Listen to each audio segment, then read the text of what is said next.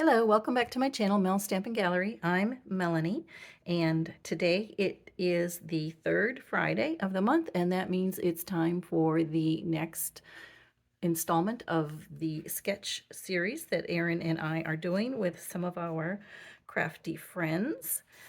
We are taking the sketches from the Close to My Heart sketchbook called Make It From Your Heart Volume 6, which I know a lot of you probably already have. But we are continuing our series, even though Close to My Heart has closed its doors, unfortunately. We are still working through the sketches because you can always use a good sketch.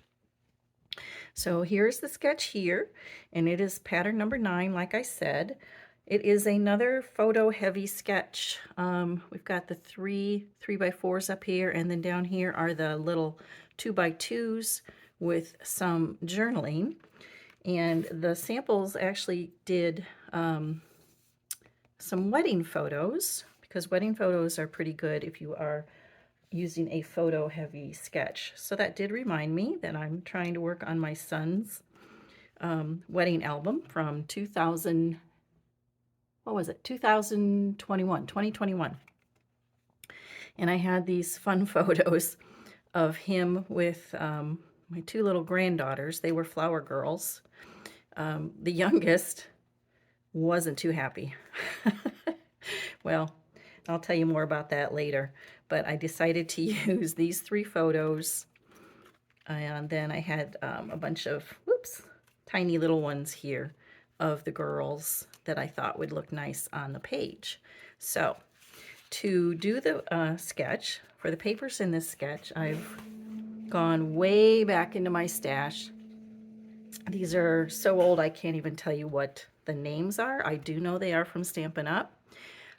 This color I think might have been Rich Razzleberry, but I like the butterfly. I like the blue. If you notice, my son's tie kind of matches that blue, and there's a little bit of these purple, deep purple colors in the flowers that kind of all brought that together.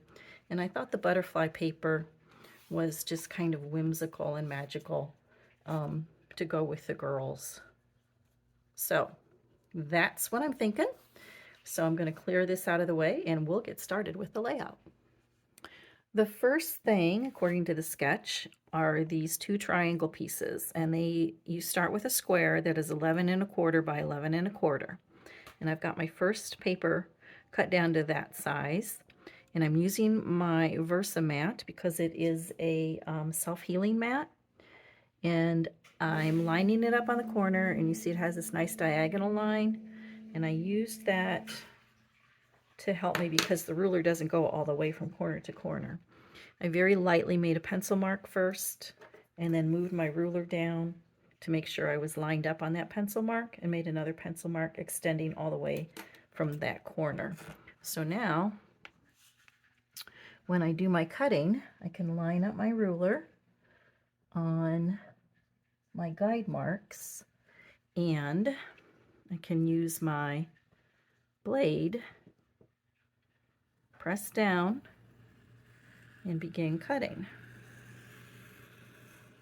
I'll probably do a couple of passes because I think my blade might be just a little bit dull. All right, and then I can just move my ruler down, line that up. I'm sorry if my head's getting in the way. And get it to my corner right there, and continue cutting all the way to the corner. All right, so then I will go ahead and do my second piece, and then I will be right back. Let's see how that turned out first. Okay, there's a little bit of a scraggle there, but that's okay. That's going to get covered up, but there you go. All right, so I'm going to do the next one, and I'll be right back. The pieces are cut in their diagonal shape, and I'm going to lay them down on this vanilla colored cardstock. I like it because it had a little bit of a kind of a subtle print to it, but I also decided to take my domed sponge dauber here and ink that up, and go ahead and ink up the edges, just because the background of this paper is almost the same color as that 12 by 12 piece. So I thought that would just help it pop out from the background a little bit. All right, and I'm using an old Stampin' Up! Color called Tip Top Taupe, and I think that's kind of what matched this original paper. Of course, if you don't have that, I think charcoal, that might be a little too dark. The mist looked a little like it matched a little bit, but anything with kind of that grayish vintage look, that's what I usually like to use when I am sponging the edges of my cardstock. And then sometimes I'll do it in the same color, but this one I wanted that grayish kind of vintage color, and I will go ahead and do it on this one as well. While I'm doing that, so the story about my granddaughter and why she's so unhappy, other than the fact that she's only about 1.5 years old. She was born in 2019, the youngest one that you can see. So there they are, the two of them together. But the youngest one doesn't look too happy there. She was born in November of 2019. All right, so you guys know what happened about 4 months later, right? COVID. Well, and then my son got married in 2021. And we live in Ohio, and he got married in May of 2021, the end of May, and the governor in Ohio had just lifted all the restrictions on the face masks and being able to get together. We weren't even sure we were going to be able to get together for his wedding. Anyway, so she'd really never seen people. Definitely not groups of people, and hardly ever people without masks on. So she was a little scared by everything. All she wanted was her mom. She was just kind of scared about everything, which, you know, a 1.5-year-old is going to be kind of scared anyway. But you throw in all that other stuff in the mix, and you've got one scared little girl. So anyway, that's why she was so scared and not very happy. All right, so I've got those all adhered down, and I'm going to, let's see, adhere the paper down, and then I'll be back with the other paper. The next piece, then, the sketch calls for a piece of cardstock that measures 10 by 10. And I liked this blue. I don't even remember the color of this blue. Kind of looked like Pool Party, but I don't think so. So some of my old Stampin' Up! Demonstrator friends, if you remember the color, the name of that color, please let me know down in the comments down below. Now you might be thinking, oh, that's kind of bright. But like I said, I like the blue. It kind of brings out the blue in my son's tie. But then we're putting another piece over top of it. So that really tones it down a lot. And then, of course, if I sponge the edges, since I sponged all the other edges, I want to go ahead and sponge these edges. And that will soften that up quite a bit. So let me go ahead and get that started. Let's see, I've almost got it all adhered down, but I thought I'd show you. I wanted to use my Advanced Tape Glider adhesive runner because I was recently clearing out my stash and getting some of my layouts back in order. I even went through some of my really old ones and organized them. Anyway, I noticed some of my really old ones when I had just used my regular tape runner. Some of the tape was coming apart, so I decided to go ahead and use my Advanced Tape Glider, my ATG, because that tape is a lot stickier. And I will have those links listed down below if I can find the ATG gun. I don't know if Amazon sells it. I think they do. I know I've gotten refills for it there. And if not, I can link it to, I think scrapbook.com might have it as well. So here's the base. I really like those colors and how they're kind of popping off that page. Now, of course, the beauty of using a sketch is that you can swap out the papers, use any papers that you have in your stash to make it fit your pictures. And with a layout like this that has a lot of photos in it, It would be great for travel themed photos if you have a lot of pictures from maybe one spot on a special vacation, a birthday. I can see this scrapbook sketch for birthday photos would work really nice. Anything where you have kind of a lot of photos and that you want to put on your layout. So that's how that's going to go. Now, I will add a little bit of journaling here. And then, let's see, the samples had some embellishments and little word strips here and a little title up here. So let me work on that. Let me find something. I think I'm going to try to find something on my Cricut to make a title.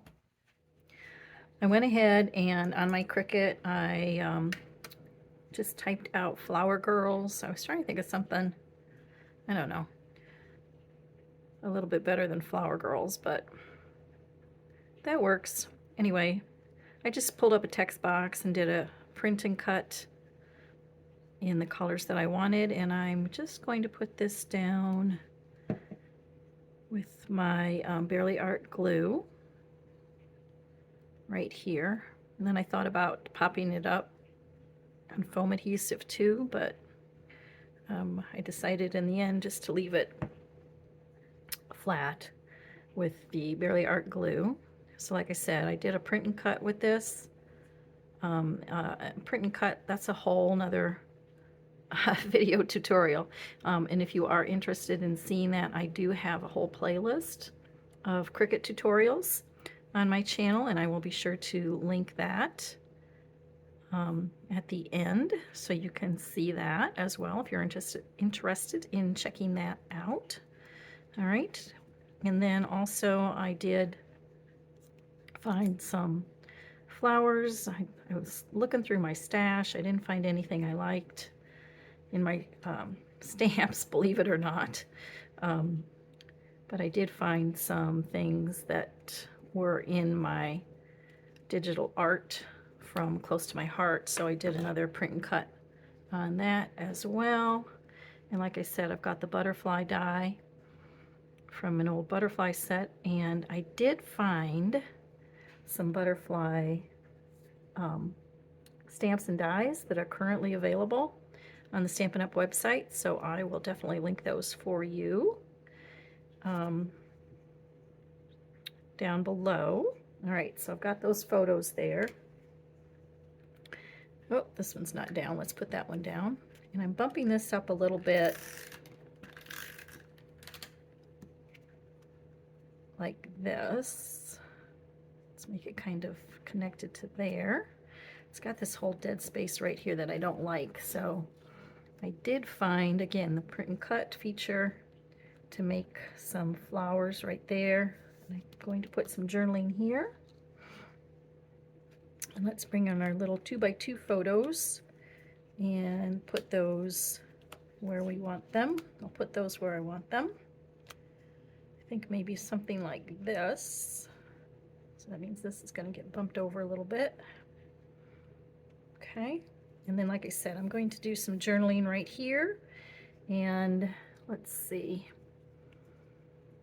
So this is also a Stampin' Up!, an older Stampin' Up! Stamp set and die, or not a die, it actually was a punch. And like I said, I have found on the website something current that has some beautiful butterflies that I will link for you. So I'm just going to start fiddling with some of these embellishments and building up this page a little bit, and then come back and show you. And again, I've cut these out of my Cricut on that design space as well. So I like to mix the print and cut. I like to add stamped images if I can, punched. So I have several different layers and textures. Okay, so I'm going to keep working on that, and then I'll be back. So I mounted the title in with some foam tape, and I've got some of these embellishments that I'm going to put down. These are from the Memories and More collection, I believe, from from Close to My Heart. And these are where the paperboard shapes. and I thought the colors went so well with this collection. So I have a empty spot I'm going to fill up right there with that. Okay, and we'll put some of these little sprigs that I cut out with my Cricut. Again, using some of the sprigs that I had in my digital art, the various digital art collections that I own from close to my heart. But all you'd have to do is go into Cricut Design Space and search for leaves or greenery or sprigs, and you could definitely find something. I like to use sprigs like this. I think it just gives kind of a little extra softness to your embellishment clusters. Okay, so thank you again for joining me, and don't forget, if you like this video, to be sure to give that a thumbs up, and don't forget to like and subscribe. And for still shots, I will have these pages on my Instagram and Facebook, which you can find the links for down in the description box down below, along with all the links for shopping. So the only thing I need left to do is put my journaling here, which I have printed on a clear label, and I want to let that dry first before I put that down. And as soon as I find my gold glitter gems, I will probably add those around the page as well. So there you go. Thanks for joining me today, and until next time here on YouTube, bye-bye.